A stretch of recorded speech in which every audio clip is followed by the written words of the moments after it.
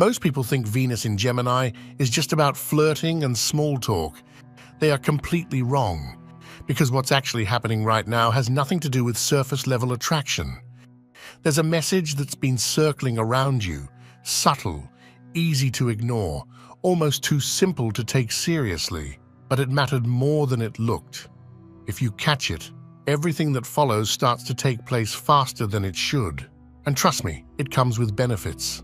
And the strange part is, you've already received this message. You just didn't realize what it was yet.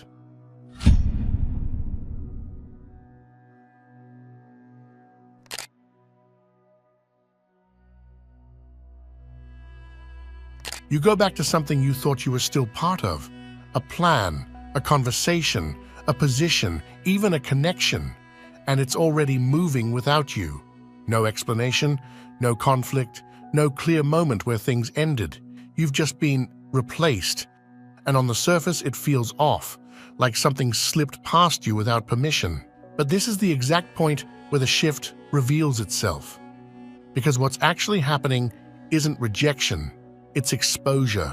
You were already out of alignment with it. You just couldn't see it clearly yet. And now, instead of dragging it out, it becomes obvious all at once. That moment forces something immediate. You stop waiting. You stop trying to re-enter. And without even realizing it, your focus snaps somewhere else, faster than it normally would. That's the signal that everything this shift brings is about to enter your life.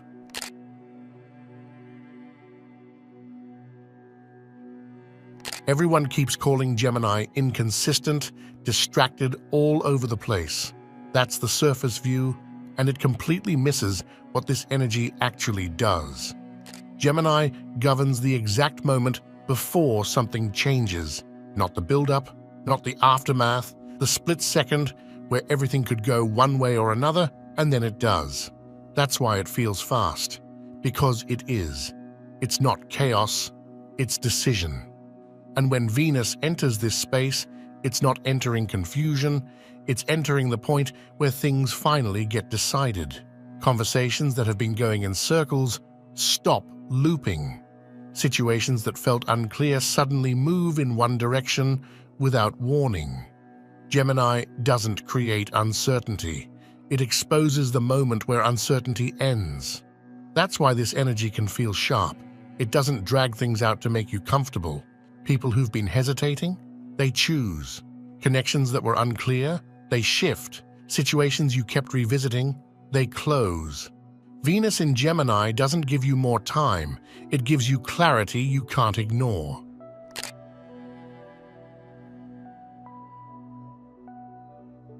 This is where it gets interesting. Because during this shift, communication isn't just about what's said, it's about what's understood without being said. You can respond normally, agree, keep things smooth, and at the same time, you fully see something deeper that doesn't need to be spoken out loud. Not because you're hiding it, because it doesn't need to be explained. You're not being indirect, you're being precise. There's a difference. Before, you might have felt the need to say everything exactly as it is, to make sure you're understood.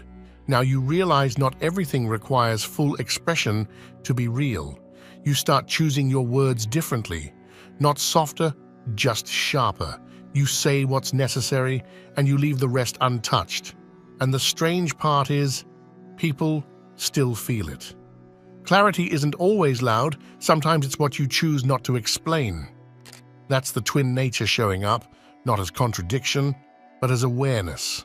You can hold two understandings at once, what's being said and what's actually true. And instead of forcing them to match, you move accordingly. That's where the control is.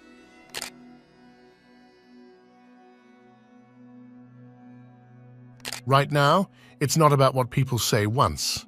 Anyone can say anything in a moment. What matters is what comes back around. Pay attention to what gets repeated. A phrase, a concern, a joke that doesn't feel like a joke the second time you hear it. When something shows up again, especially from the same person or in a slightly different form, that's not coincidence. That's intention starting to surface. Repetition is where the truth stops hiding. This is where you begin to see what people actually mean, not just what they choose to say in the moment. Because the first time something is said, it can be dismissed. The second time, it becomes a pattern. And once it becomes a pattern, you can't ignore it without choosing to ignore it. That's the shift happening here. You're no longer reacting to isolated moments. You're tracking consistency. You're noticing what keeps coming back, what refuses to stay buried under casual conversation. And once you see it, everything changes. The way you respond, the way you engage, the way you interpret people, it all becomes sharper. You don't understand people by what they say once, you understand them by what they can't stop saying.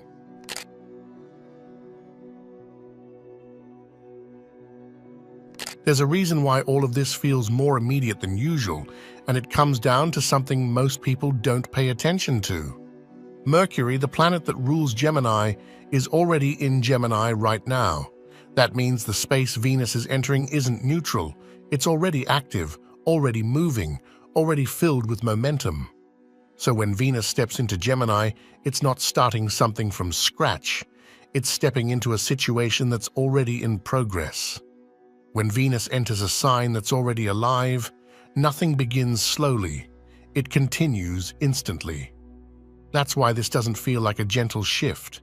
It feels like you're arriving in the middle of something that's been unfolding without you fully realizing it. Conversations are already happening. Thoughts are already moving faster. Patterns are already forming. And now, your awareness catches up to it. This overlap between Mercury and Venus changes the pace completely. Mercury brings speed, clarity, communication, and movement. Venus brings attention, value, attraction, and focus.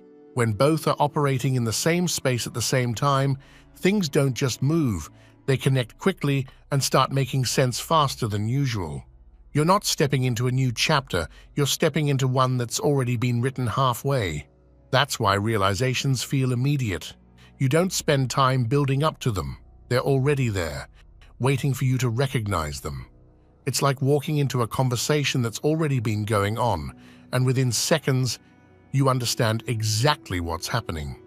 This also explains why timing feels different.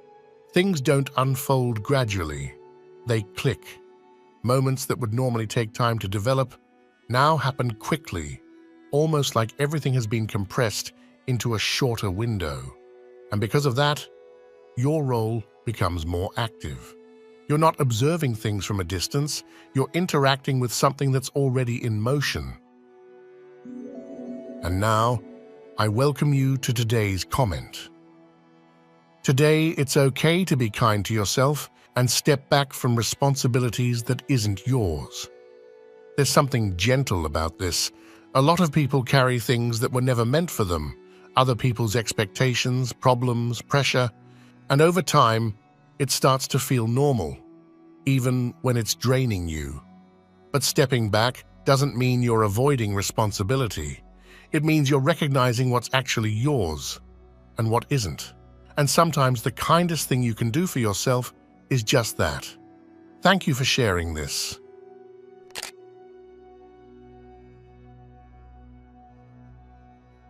What shifts here is subtle at first, but once you notice it, you can't unsee it.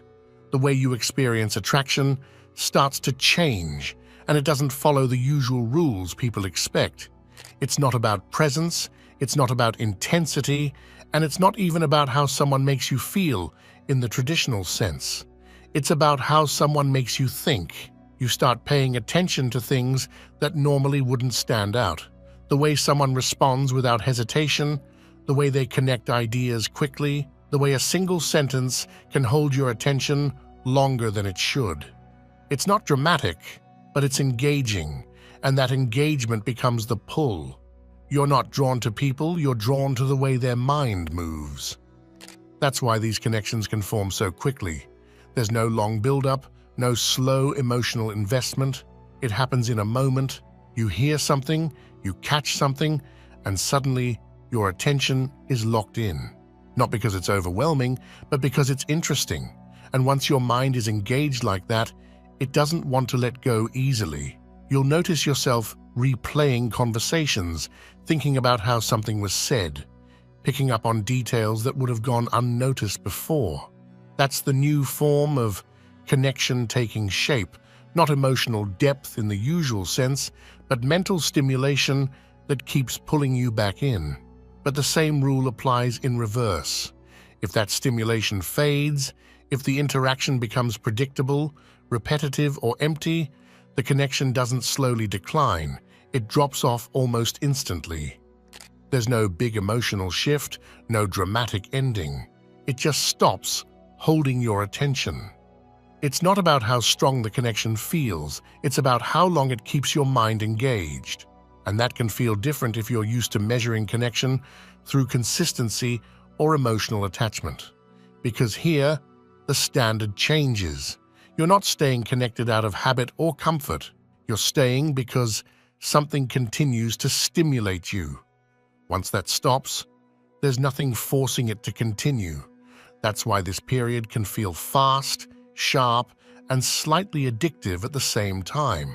You're constantly encountering things that catch your attention, pull you in, make you think, and your mind starts seeking that out more naturally. It becomes a filter.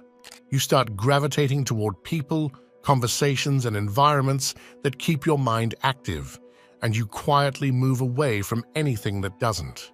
Not in a harsh way, not in a dismissive way, just naturally, because it no longer holds your focus. You don't lose interest randomly, you lose it when there's nothing left to explore.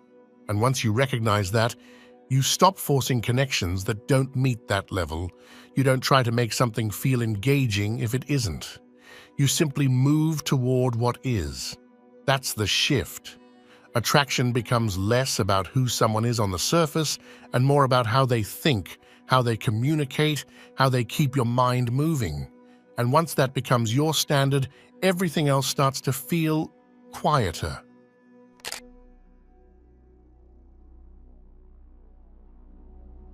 One of the biggest misconceptions during this period is that new opportunities automatically mean forward movement. People assume that if something opens up, a conversation, an invitation, a possibility, it's there to be accepted. But that's not what's happening here. What's actually happening is much more specific. You're being shown options so you can see them clearly enough to decide, not so you can take all of them. And for a lot of these situations, the answer isn't going to be yes, it's going to be a very calm, very certain no. Not because something is wrong with the opportunity, not because there's a problem or a conflict, but because something about it no longer aligns the way it used to. And the difference now is that you recognize that immediately. You stop trying to make things fit just because they once made sense. That's the shift. Before, you might have gone back and forth, trying to justify why something still worked, why it was worth exploring, why you shouldn't close that door just yet. You might have given it more time, more energy, more attention than it actually required. But now, that hesitation fades. You see it for what it is, and that's enough. And what makes this powerful is that nothing external needs to change for you to reach that conclusion. The situation can look the same, feel familiar, even seem like a good option on the surface, but internally, you know it doesn't match where you are anymore. The moment something feels slightly off, you don't ignore it. You understand it.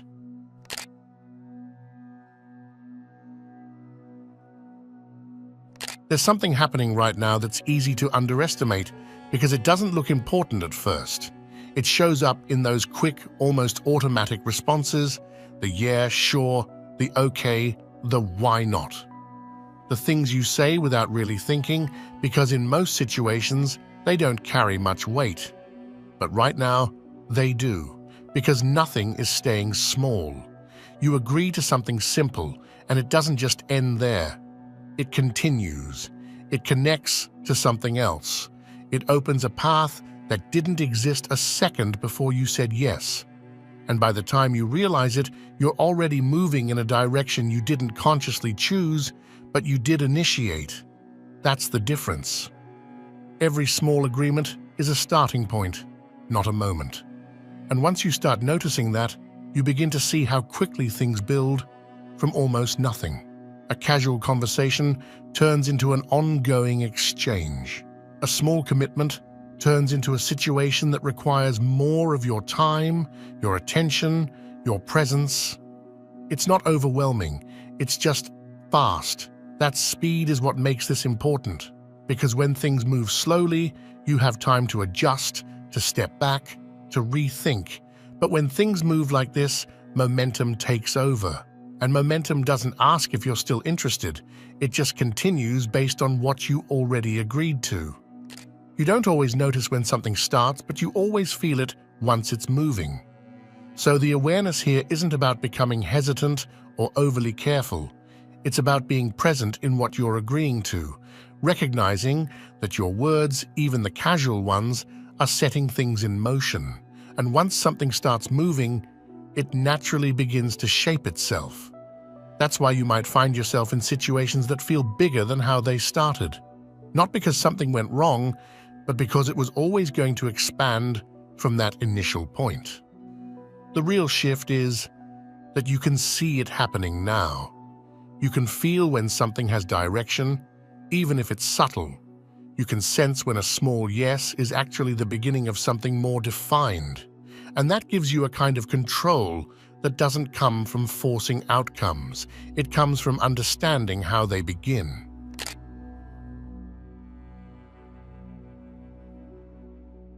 There's a common assumption that once things start making sense, you're supposed to lock them in. That clarity means you've reached the final understanding, that you now know exactly what something is and where it's going. But that's not what's happening here. In fact, the more you try to force certainty right now, the more you'll feel things slipping out of place, not because you're doing something wrong, but because this energy isn't built for rigid conclusions. It's built for movement. You're not being given answers, you're being given access to different ways of seeing. And that changes everything. Instead of narrowing things down to one fixed meaning, you start noticing that situations can hold multiple interpretations at the same time. Something can feel right in one moment and questionable in the next, and instead of seeing that as confusion, you start recognizing it as depth. Because real understanding isn't always immediate or singular. Sometimes it unfolds in layers, and when you allow that, something shifts in how you move through things. You stop needing to define everything too quickly. You stop forcing conclusions just to feel stable. You become more comfortable observing, adjusting, staying open without losing your sense of direction. Certainty feels safe, but curiosity keeps you aware. That's the difference. When you lock into certainty too early, you stop paying attention. You assume you already know, so you stop noticing what's changing. But when you stay curious, you remain engaged. You keep seeing new angles, new details, new possibilities that weren't visible before. And that doesn't make you uncertain. It makes you responsive. You're able to move with what's actually happening instead of holding on to what you thought it was supposed to be. That's where the confidence comes from now. Not from having everything figured out, but from trusting your ability to navigate whatever reveals itself next. You don't need to know the outcome to move correctly. You just need to stay aware as it unfolds. And once you operate from that place, things become a lot more fluid. Decisions feel lighter. Situations feel less restrictive. You're not trapped in one interpretation. You're moving through multiple perspectives without losing control. That's what makes this period feel different. It's not about reaching a final answer. It's about becoming comfortable in the process of discovering what something really is, without rushing it into something it's not ready to be yet. And the moment you stop forcing certainty, you start seeing things more clearly than you ever could before. And if you're still watching, thank you. This isn't about getting everything right or figuring everything out overnight. It's about noticing more, understanding things a little quicker, and trusting what you're starting to see. So as this unfolds, don't rush to define it. Let it reveal itself while you stay aware of where you stand in it. The clarity will come through movement, not force. And no matter what changes, no matter what shifts direction, just remember, you're not behind, and you're not missing anything. You're arriving exactly when you're meant to. Stay open, stay sharp, and let things meet you where you are.